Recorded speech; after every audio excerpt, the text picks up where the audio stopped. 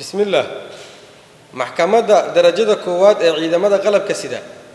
وحي كل واقضي حكم كدعوة عقابات كيلو هستي إيدي سنياشا كلا كو فرحان محمد سمتر إنا صفيو محمد كل شيء الجدود لبو عبد الناصر لقنا حسن إنا حبيب محمود كل شيء جدو سدح أبشر محمد حاج بوله إنا حبيب محمد كل شيء ساكو كواس أو حفيز كحيلان تعيد مدى قلب كسيدا كسو إيدي دنبيا كلا كمن نقشة الروح وبيسن أولدكو أو ده قرن دمس إيوه إن أي كمد أهايين كوح ويرر أرجع حسوا كقاضي هوتيل ناسها بلاد لبو تاريخ مركي إهد سديدي لباتن كي بشي تبناد لبكم تضبيه طبعا ويرر كاس أو صوبي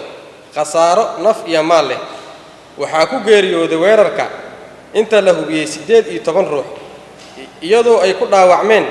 43 ruux oo kale dood dheer kadib maxkamaddu markay dhageysatay qiraalka eedeysanayaal farxaan maxamed samatar oo magaciisa afgarashada ah loo yaqaan suhayb labo cabdi naasir dhaqana xasan oo magaciisa afgarashada ah loo yaqaan cabdi xamiid qoslaaye saddex abshir maxamed xaaji buule oo magaciisa afgarashada ah loo yaqaan yaxye ay ka hor cadeeyeen maxkamadda horteeda in ay ka tirsan yihiin ururka al-shabaab isla markaana ay ka mid ahaayeen koox weerar ku qaaday hotel naasahab lood labo 28 bishii 10aad 2017 eedeysanayaashu waxay maxkamadda ka codsadeen in loo naxariisto lana cafiyo maxkamaddu markii ay dhageysatay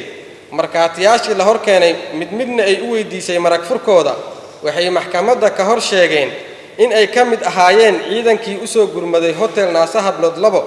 markii uu weerar ku dhacay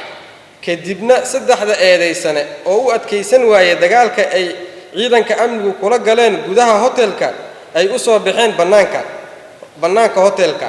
iyagoo soo aaday dhanka ay maragu waardiyaha ka ahaayeen sidaasna ay ku dhaxmartay isrisaasayn sababtay dhaawaca mid ka mid ah eedeysanayaasha halka labada kale ay ku carareen guri ka agdhawaa goobta sidaasna ay ku soo qabteen saddexda eedeysane iyo hubkii ay ku dagaalamayeen oo isugu jira AK47 iyo bambooyin markay aragtay maxkamaddu marag muujinta ah dukumiintiyo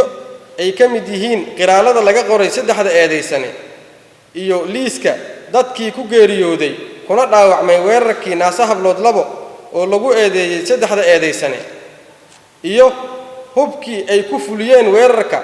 oo ahaa 3 qori oo AK47 ah iyo bambooyin F1 ah maxkamaddu markii ay dhageysatay doodii qareenka oo nuxurkeedu ahaa in eedeysanayaasha loo naxariisto loona eego sifaalaha dambiga fududeeya maadaama ay yihiin dhalinyaro codsatay in la cafiyo sidaa darteed maxkamadda waxaa u cadaatay in eedeysanayaal kow farxaan maxamed samatar labo cabdi naasir dhaqana xasan saddex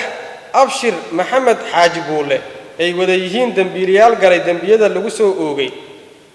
waxayna maxkamaddu ku wada xukuntay dil toogasho ah oo ah qisaasta dadkii ku geeriyooday weerarka ay ku qaadeen hotel naasahab lood labo ciddii aan ku qanacsanayn xukunka maxkamadda waxaa u furan racfaan